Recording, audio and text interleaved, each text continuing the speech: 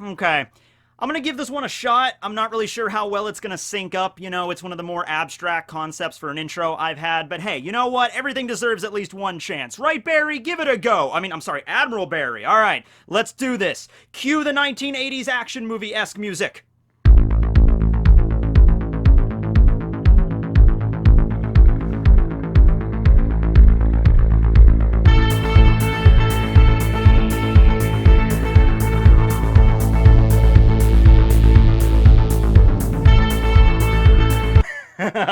Okay, did that work? I have no idea because I didn't hear any music. Not until I edit this in post. I'm assuming that worked out well, right, Barry? Okay, cool. Today's video, we're going to be talking about Van Auger, the captain of the third ship of Blackbeard's 10 Titanic captains. But of course, he was a member of the original crew long before the crew was Yonko status. He was the sniper aboard Blackbeard's crew. I'm sure he's still the head sniper. I'm sure his ship that he's in charge of, probably all snipers and, you know, sharpshooters aboard the vessel.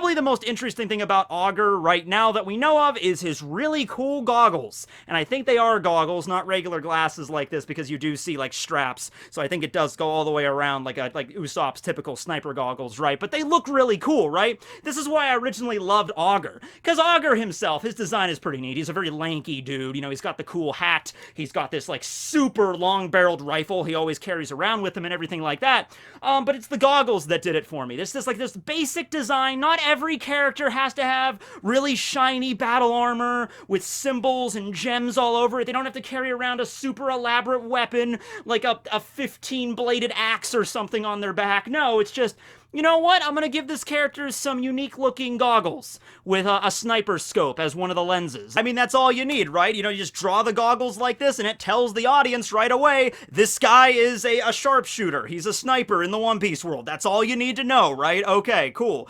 How good of a sharpshooter is he? Well, I would probably put him right up there with Yasopp right now in the story. I would say Auger, in terms of skill and accuracy, and experience, is even better than Usopp. Because, yeah, Usopp is a really good sniper, don't get me wrong, but he just started to awaken to his observation hockey at Dressrosa. I'm sure he's improved with it a little bit since then, because Dressrosa was a little while ago, so when Usopp really gets into the battle, like he's one-on-one with somebody, or maybe like him and Chopper are gonna team up. Yeah, him and Usopp are gonna team up. He's gonna clone himself, and there's gonna be two Usopps running around fighting against one of the Calamities. I could see that work, but, you know, whenever Usopp teams up with Chopper or Frankie and goes up against one of the members of the Beast Crew, we'll probably see Usopp, you know, like, oh, I've developed my observation hockey, and, you know, I trained with it a little bit here in Wano, and now I can activate it at will, and I have a better sense of it. But Auger, I'm thinking he's way further along with his observation, and I think he even had, if he didn't have straight-up observation pre-time skip, you know, when he was first introduced at Jaya, he definitely had, like, the footholds of it, okay? Because his sniper skills are just insane. Like, ridiculous. Like, the first time we get introduced to his power is when the Mary was approaching Jaya, and there was, like, you know, seagulls all around, you know, the Mary, and because they're getting close to land, but they still couldn't see the island yet, and the seagulls just start dropping, just out of the sky. And so I think Chopper asked to Usopp, he was like, Chopper, Usopp, man, I keep confusing Usopp and Chopper. And so I think it was Chopper that went up to Usopp, is like, well, maybe someone was shooting them down out of the sky. And Nami was like, there's no way. There's no way. We don't even see the island around here. And, you know, they have, like, their own spy glasses and stuff. You know, like, we don't see any islands. So, no, they must have died from, you know, accidental seagull disease. Jonathan Livingston seagull disease or something like that. But no, in fact, it was actually Auger on an island from an absurd distance away, you know, several dozen miles away, sharpshooting down these seagulls from that distance. Crazy, crazy distance away. To the point where he wasn't just blindly shooting either. He knew, it was like, that seagull died, that seagull died, that seagull took a little while to die. And he was kind of doing like a sort of like divination prediction kind of thing with it, like based on the number of birds he shoots down and the ones that die right away and the ones that take a while to die. He was doing like some fortune fate reading, because back in I think the Greek myth days, an augur was someone that was like an omen reader, and they would read for things, I think, in nature, things that happened in nature. They would determine like the future, like divination, and one such way was determining the paths of birds, like birds and their migration, or the patterns in the sky, stuff like that. So that's his name, Van Auger. So he was like determining that, and he's all about fate. That's one big thing with his character. It's just like, ah, yes, We might not have run into the Straw Hats this day. They might have escaped us and went into the sky on this eve. But if fate is in our hands, we will run across them sooner or later. You know, so that might be a little bit annoying, you know, over and over again, you know. It's just like, hey, Auger, what do you want to have for dinner tonight? Oh, Captain, I simply hold out my hands and wait for fate to bequeath me a mighty meal. Alright, you get some mutton, here you go. And he just plops down a big chunk of mutton right in Auger's hands, like, and fate provides sustenance.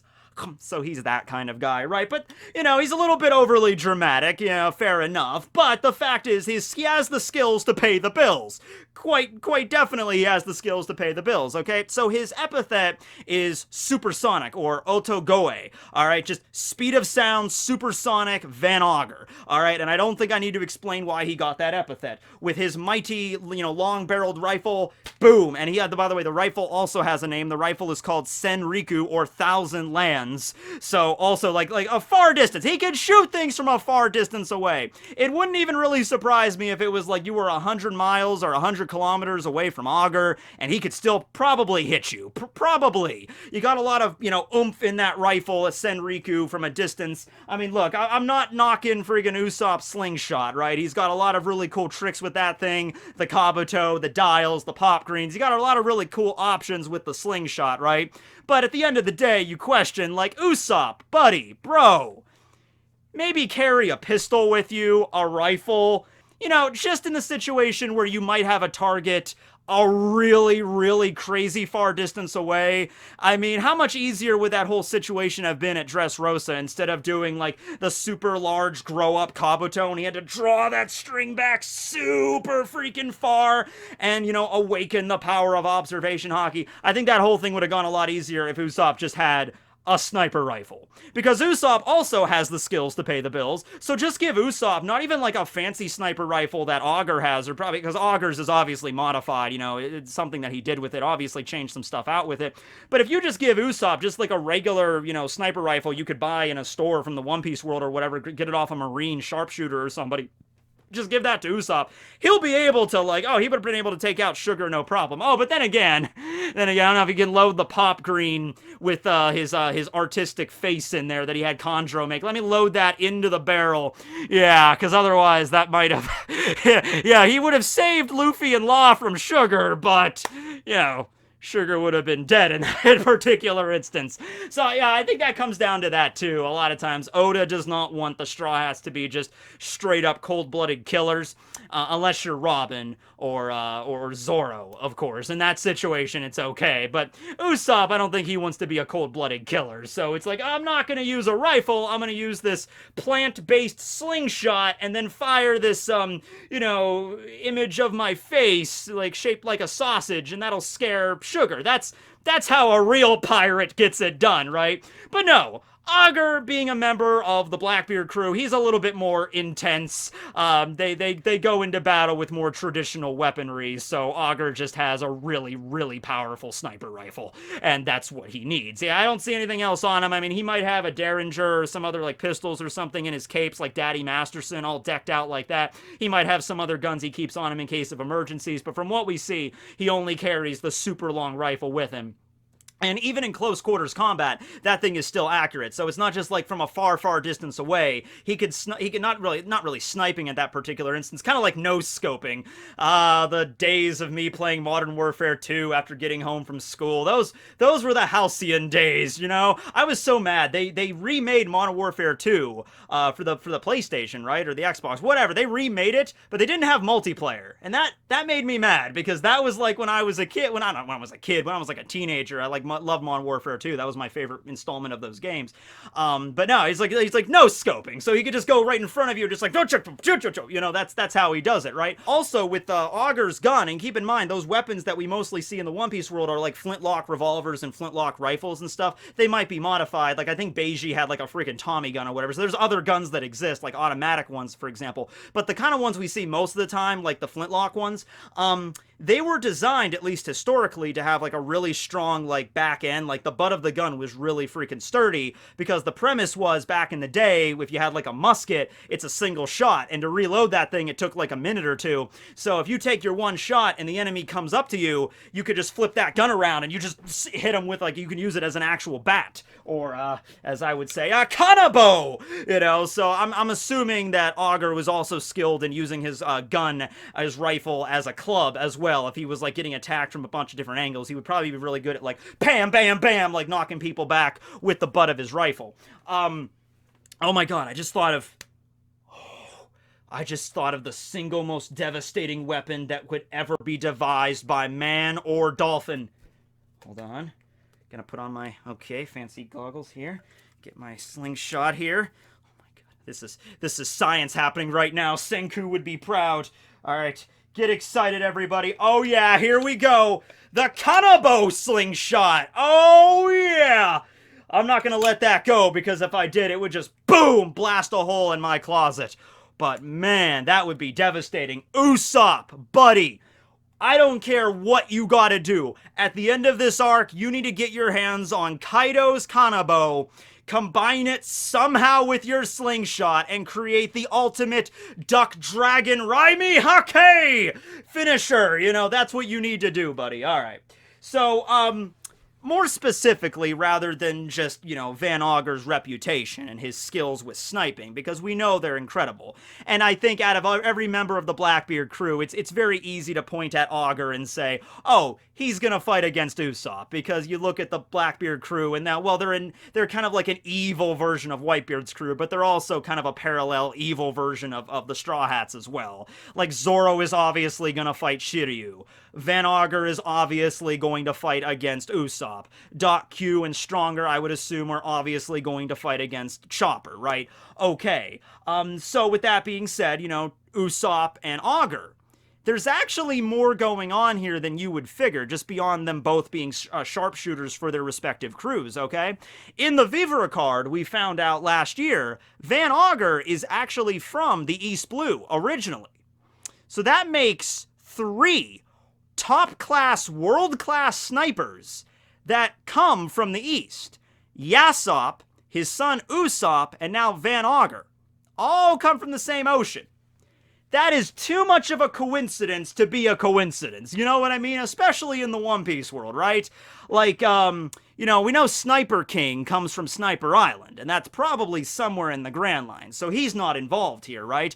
And also, if you want to go even further than that, Daddy Masterson, who was a former Marine ensign who was only revealed in the anime and in the Logtown light novel. There was a lot of stuff with Logtown Oda wanted to include, but he also really wanted the crew to get to the Grand Line by chapter 100, so Oda had to make some tough calls and some cuts. He had to be like, all right, cut out the part where Usopp gets his new goggles and Nami goes, fashion, like, dress shopping, you know, all that stuff. There was some extra stuff there. There was also a scene, unfortunately, that got cut from the anime also, where Nami takes a sexy bath at Logtown. And that was just lost to the annals of time, just available in sketch art and sketch art alone. Also, I just want to bring up a minor tangent. There was a video I made a little while back where I was talking about maybe Nami getting a devil fruit at some point, you know, like the snow fruit that might be on the Thousand Sunny on the Meekins, right? People have brought up a very important reason why Nami can never have a devil fruit power. Because if she does, then we're going to have less sexy Nami bath scenes. But possibly more sexy Nami shower scenes. Nah, I can't get rid of the sexy bath scenes. I'm sorry. Nami could just never get a devil fruit for that reason, right? Okay, but no. So, you had to cut some stuff out of Logtown, but you had Daddy Masterson there, who's all decked out with all the guns and everything. Also a sniper that comes from the East. So yeah, there's something going on here, especially when you consider the East Blue was called by many, like Mihawk, as the weakest ocean. You know, when Mihawk first ran into Zoro, he's like, ah yes, you know, Roronoa Zoro, is that what your name is? You might be prided as the strongest swordsman here in the East, but this is the weakest of the 4 oceans, so you're more of just like a big fish in a small pond sort of deal, and we saw that, Mihawk slicing him down and stuff, right? But even so, we got Yasopp, we got freaking Van Auger and Usopp all coming from this place. So I was thinking, I was throwing out the idea, and I mentioned this when I did the Vivra card episode when we found this out about Auger. Also, Auger's bounty before the time skip, before the Blackbeard crew arrived at Marineford and made themselves known to the world and they became Yonko status, obviously their bounties are all higher now. But back then, Auger's bounty was 64 million. Now, I'm assuming he got that bounty after he left the East. He was just raised from the East. That's where he's from. But, you know, he went to the Grand Line, joined Blackbeard's crew, and then was probably issued this bounty of 64 million. Or, because the Blackbeard crew moved along so fast, you know, Blackbeard didn't even have a bounty. He defected, formed his own crew, became a member of the Warlords with 0 bounty and 0 notoriety, and then became Warlord, and then the whole thing at Marineford, and then became a Yonko pretty much after that. It's also possible that Auger, because Auger's only 27 years old right now. He was 25 before the time skip. So he was 25 years old, you know, when he first joined Blackbeard's crew. So it's possible he left the East when he was young, maybe like a teenager, went into the Grand Line, and was basically just a mercenary, probably just hired on as like the single best sniper in all of the lands. It's just like, yeah, there might be another one out there, but, you know, I'm the one that's here right now, and here are my hourly rates. Here are my, I don't think he would charge hourly. I think he would charge by shot. You know, those bullets aren't cheap, you know what I mean? So I could see Auger doing that. I could see, like, he's like the best sharpshooter in this, you know, all of Paradise or all of this part of the Grand Line. Hire him, and he gets the job done. Even if it's like, hey, we want you to take out this this prince that lives in this kingdom. And he's like, okay. And he takes the money, and then he goes in his ship, and he's like, all right, stop the ship right here. But sir, we're not even, like, we're like 50 miles from shore. And he's like, yeah, don't worry about it. Just point out where the freaking, where's the castle at? Is it in the center of the island? Actually, it's okay. I got this. Hold on. Just put it on there, you know. Okay.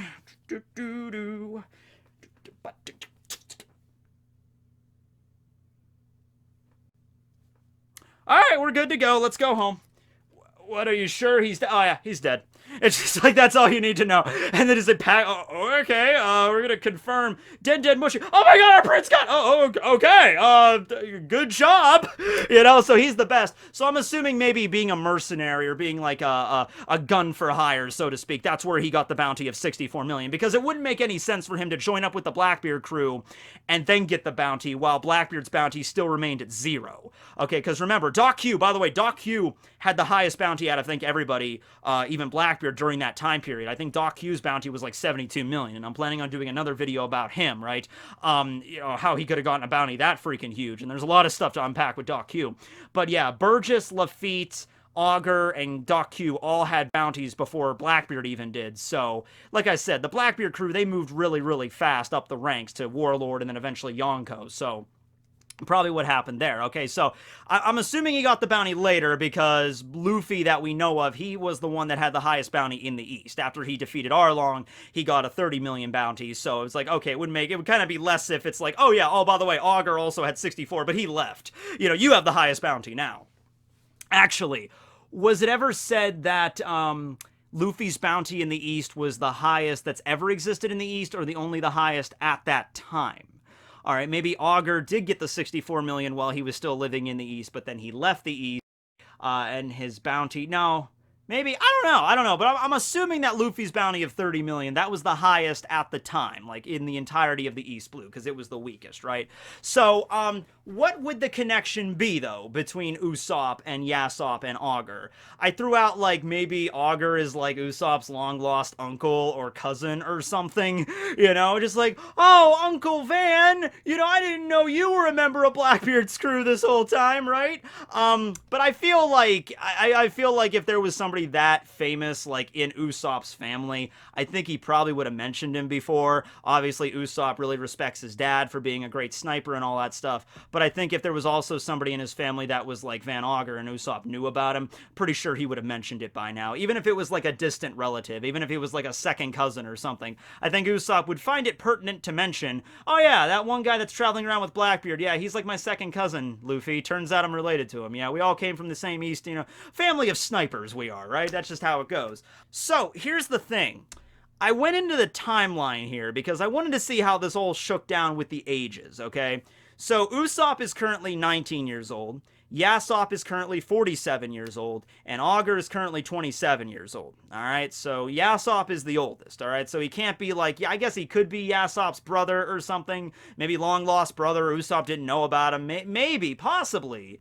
If you go back 22 years ago was when Shanks first met Yasopp at Gecko Island and recruited him to be a member of his crew, the Red Hair Pirates.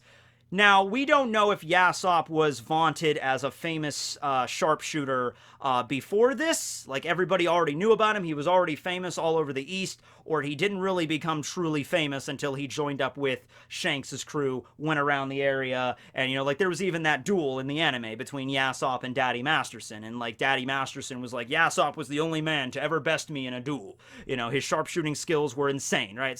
So it might be something situation like that where he didn't become famous until that. So let's just assume that, okay? That was 22 years ago. That was 3 years before Usopp was born, which, by the way, first off, tells me that Shanks had to meet Yasopp, and he joined, and they traveled around the East for a little while, starting up their pirate crew.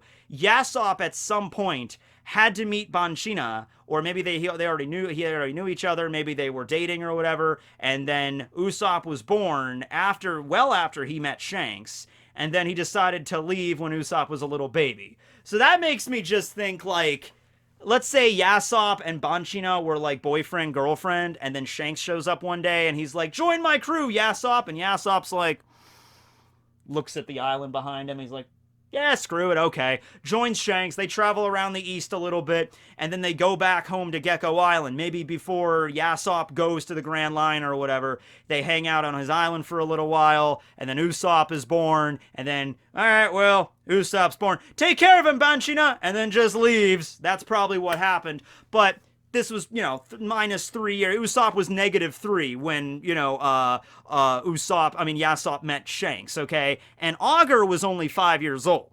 So I'm going to throw a scenario your way, okay? Let's throw this out there. Let's say Auger was born on a completely different island, and he lived on a completely different island in the East Blue, okay? But when he was 5 years old, this famous sharpshooter named Yasopp rises to prominence because of the crew that Shanks is putting together. Ben Beckman also joins as well. Lucky Roo is on there. And the beginnings of the Red Hair Pirates start. And then, you know, Auger begins to follow this guy's career, maybe even met Yasopp at some point. You know, maybe was inspired by him. Maybe Auger was present during that fateful anime-only duel between Yasopp and Daddy Masterson. And he witnessed the power, and he's like, oh, I know what I'm gonna be when I grow up, right? And so that might be the case, where Auger is actually inspired by Yasopp. That's the whole reason he became a sharpshooter, a sniper, okay? And then Usopp, kind of the same reason he became a pirate, and also the same reason Usopp has, like, the dead shot and everything like that, and he uses a slingshot for a weapon. Auger took it more literally, because Yasopp uses guns, he uses rifles, and Auger uses rifles as well. So yeah, that would actually add a whole new dynamic to this. Because you look at Usopp and Auger, and you think like, oh, okay, there's gonna be this scene during the final battle at Laugh Tale where the Blackbeard crew is going up against the Straw Hats, and you know, it's gonna be this insane scene where it's like Auger and Usopp are like a crazy distance away from each other, like on the other side of the mountain, or the other side of the island, or whatever the hell. And so, you know, bullets just start flying at Usopp on the freaking Sunny, and Usopp's like, shing, shing, and like shooting down the bullets, and everyone's like, what's going on? And he's just like, they have a pretty good sniper too, I can sense it. And they're like, they're shooting down each other's bullets, like they're clashing in midair from a distance, and they have to kind of like, you know, close the distance between each other until they can finally meet, right? And you think it's just gonna be like, you know, I'm gonna take you down, Auger. What if Auger could be like, wait a second, hold on. Your name is Usopp, right? And he's like, yeah, my name's, well, it's God Usopp to you, but yeah, I typically go by Usopp. What if Auger is like, actually, it seems fate smiles upon me this day. Your father, the mighty Yasopp, correct? Yeah, my dad's Yasopp. Ah, he was the reason I am what I am now. He was the reason that he was the inspiration for me to follow this path that I have sought. At the end of the day, Auger, I mean, he'll still fight Usopp. I mean, that has to happen. But he's probably not going to be as like, you know, I'm a member of the Blackbeard crew. I'm going to take you out, kid. You know, it's probably not going to be anything like that. It might be something of just like, I respect your father. He was the only man that has ever bested me. the Blackbeard crew might go up against the red hair crew at some point, right? After this arc right now in Wano, they might be the only two Yonko left, right? Yeah, you see what I'm saying? So, might be a situation where Yasopp and Auger go up against each other and it's an insane sniper battle from like 100 kilometers away, but maybe Auger ends up losing. And then he goes up against Usopp and he's just like, you know, I will go up against you and see if you truly have the skills of your father.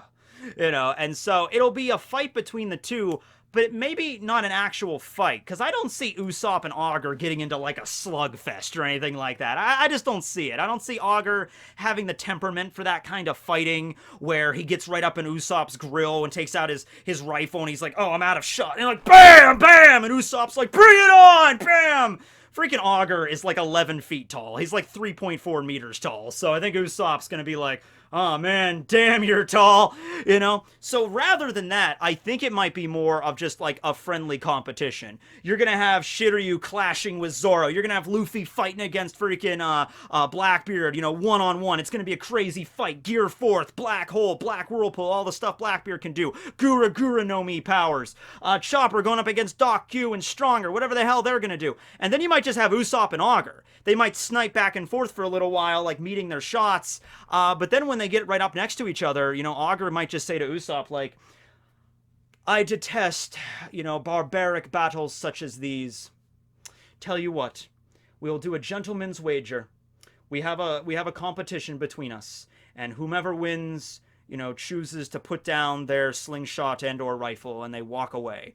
And, you know, you might say that might be kind of boring to end a fight like that, but it all depends on what the competition is. I'm not proposing a competition just like, oh, who can hit the target from X distance away, and whoever can hit it closest to the bullseye wins, you know, something like that. It might be something a lot more grisly, just a lot more like eloquent or something. Something along the lines of like, okay, you're going to target, you have a target at a distance away, but if you miss the target, if you don't hit a bullseye, then you die. You know, it'd be like, then I'm allowed to kill you because you missed it. It might be something more grisly like that. Get some kind of Saw kind of mechanic up in here or something like that, right? Some kind of crazy competition they might have.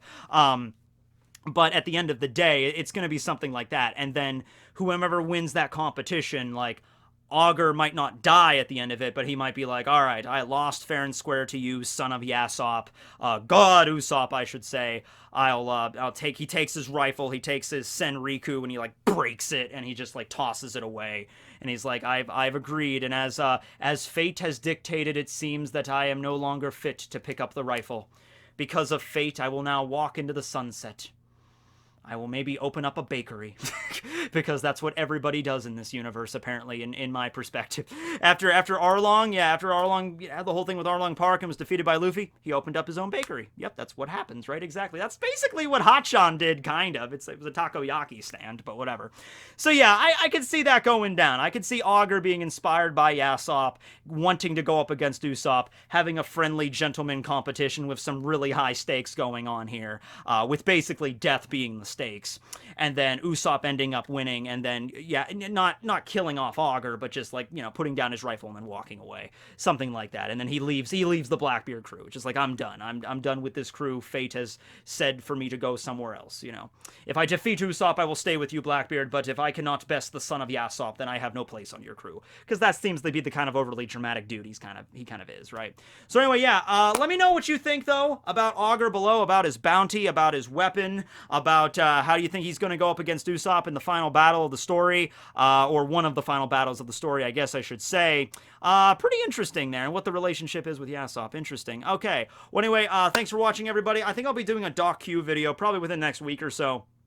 Also a very interesting character there. Maybe one on Lafitte. Lafitte has a lot of stuff going on, and Burgess is just kind of a musclehead, you know. It's like, hey, he was a Mexican luchador in the One Piece world, and then one day Blackbeard was like, join my crew, and he's like, okay, whee, and then he just jumps on board, right? I don't think Burgess's backstory is going to be all that interesting, but Auger, Lafitte's, and Doc Q's definitely going to be interesting. Thanks for watching, everybody. This will be Tekking101 signing out.